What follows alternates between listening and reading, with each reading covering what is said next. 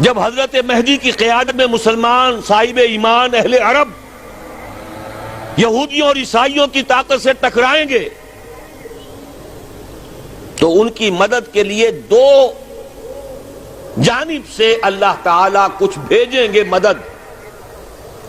ایک تو آخری مرحلے میں مدد آئے گی حضرت مسیح عیسیٰ ابن مریم کا نزول، جو یہودیوں کی طرف رسول بنا کر بھیجے گئے تھے. انہیں یہودیوں نے اپنے خیال میں سولی پر چڑھا دیا، لیکن اللہ نے فرمایا وما صلبوہ وما قتلوہ ولکن شبہ لہم بل رفعہ اللہ الیہ. اللہ تو اپنی طرف اٹھا کر لے گیا. اور احادیث صحیحہ جو کہ ہمارے ہاں متواترہ کے درجے میں ہیں، وہ احادیث جو صحیحین کی ہیں، ان سے ثابت ہے کہ حضرت عیسیٰ ابن مریم دوبارہ زمین پر آئیں گے. اور یہودیوں کا سب سے بڑا سرغنہ جو خود مسیح ہونے ہی کا دعویٰ کر رہا ہوگا، مسیح الدجال، اسے حضرت مسیح قتل کرے گے.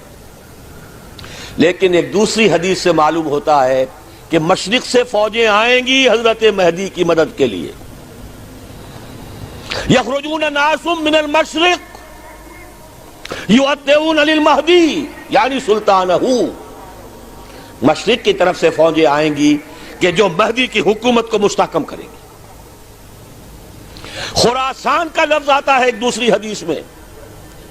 خراسان سے سیاہ عالم چلیں گے، انہیں کوئی نہیں روک سکے گا یہاں تک کہ وہ یروشلم میں جا کر رسم ہو جائیں گے.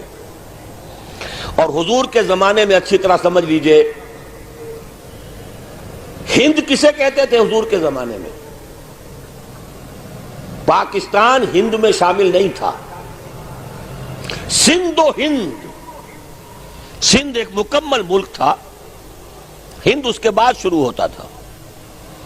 یہ راجپوتانے کا اور تھر کا ڈیزرٹ جو ہے، اس سے آگے جو ہندوستان ہے وہ ہند تھا. یہ جو ہمارا پاکستان ہے یہ ہمیشہ ہند میں شامل نہیں رہا. حضور کے زمانے میں بالخصوص سندھ و ہند، دریائے سندھ چلا آ رہا ہے. یہ ساری ٹریبیوٹریز جو پنجاب کے اندر اس کی ہیں، یہ سب ایک علیحدہ ملک ہے جو اس زمانے میں سندھ کہلاتا تھا. اور نمبر 2 یاد کیجئے، اس زمانے میں خراسان ایک علاقہ تھا جس میں موجودہ افغانستان کا 2/3، تھوڑا سا حصہ ایران کا، اور جہاں تک میں تحقیق کر سکا ہوں آج تک پاکستان کا بھی علاقہ، خاص طور پر مالاکنڈ ڈویژن جو اس خراسان میں شامل ہے.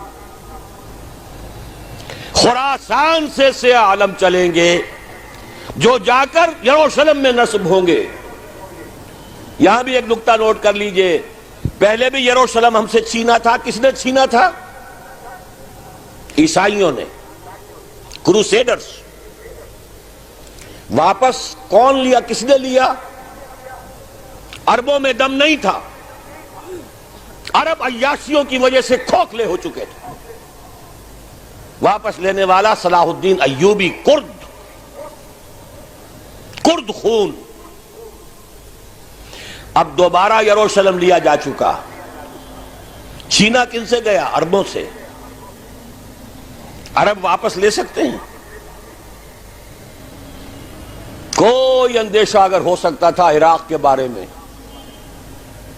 کہ شاید اس کے ایٹمک دانت نکل آئے، جو سازش کی گئی، جس طرح اس احمق اور پاگل صدام حسین کو دام میں پھنسایا گیا. صدام 100 جال، دام کہتے ہیں جال کو، 100 اس میں جو پھنسا ہے تو اگلا پچھلا کھایا پیا سب اگلوا لیا. اور ہے ہی کون؟ اس کے پاس ایٹمک ہتھیاروں کا ذخیرہ موجود ہے، اور کسی کے وہ ایٹمک دانت بھی نکلنے نہیں دے رہے. پاکستان کے اوپر کتنا دباؤ، اور ہمیں نہیں پتا کتنا کچھ دباؤ قبول کیا جا چکا. یہ تو سبھی مانتے ہیں. کیپ کر دیا گیا، روک دیا گیا، آگے تو نہیں بڑھ رہا، یہ تو سبھی مانتے ہیں. رول بیک بھی ہو گیا یا نہیں کچھ پتہ نہیں. لیکن کسی صورت یہ نہیں تسلیم کریں گے، قبول کریں گے کہ کسی مسلمان ملک کے پاس ایٹم بم آ جائے. یہودیوں کے پاس ذخیرہ موجود، سب جانتے ہیں. بہرحال یہ جان لیجئے اس علاقے سے امید ہوتی ہے سندھ اور خراسان. حالات بہت خراب ہیں ہمارے، اور حالات بہت خراب ہیں افغانستان کے بھی، لیکن حالات کے بدلتے اللہ تعالیٰ کی مشیت کے تحت دیر نہیں لگا کرتی. سیرت نبوی میں مجھے نظر آتا ہے سن 10 میں 10 نبوی ہجرت سے 3 سال پہلے 2.5 سال پہلے کہیں سے کوئی امید کی کرن نظر نہیں آتی تھی کہ عرب میں اسلامی حکومت قائم ہو جائے گی. 10 برس ہو چکے محمد الرسول اللہ کو دعوت دیتے ہوئے، اور ابھی تک بمشکل 125 آدمی ہے. اپنے بل پر اپنے طاقت پر مکے میں رہ بھی نہیں سکتے. کیسے ہو جائے گا؟ کہاں سے ہو جائے گا؟ میں آج پوچھتا ہوں، کوئی شخص بتائے کہیں سے کوئی امید کی کرن اس وقت نظر آتی ہے؟ اس ماحول میں لے جائیے. اگلے 3 سال میں کیا ہو گیا؟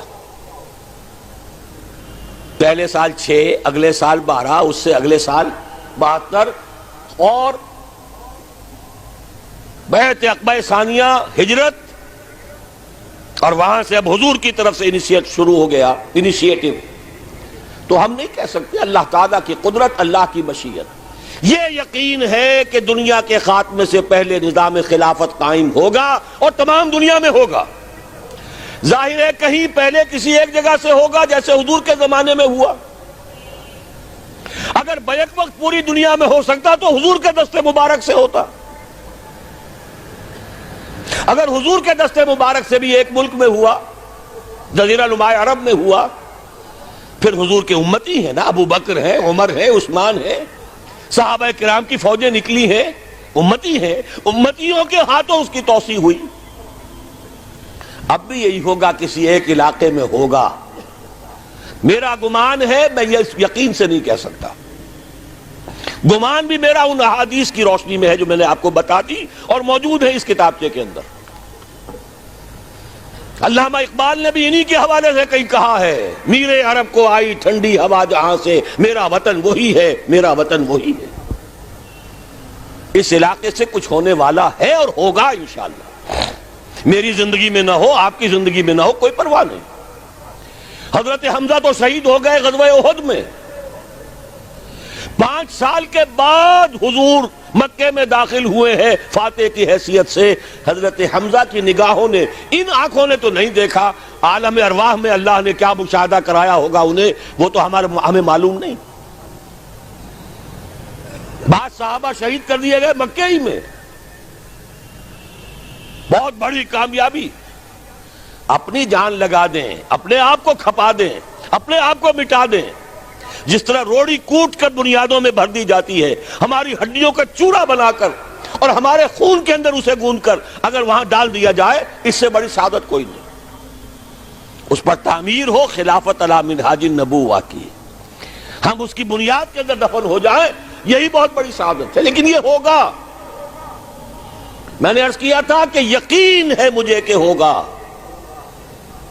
اور ہر صاحب ایمان کو یقین ہونا چاہیے کہ ہوگا.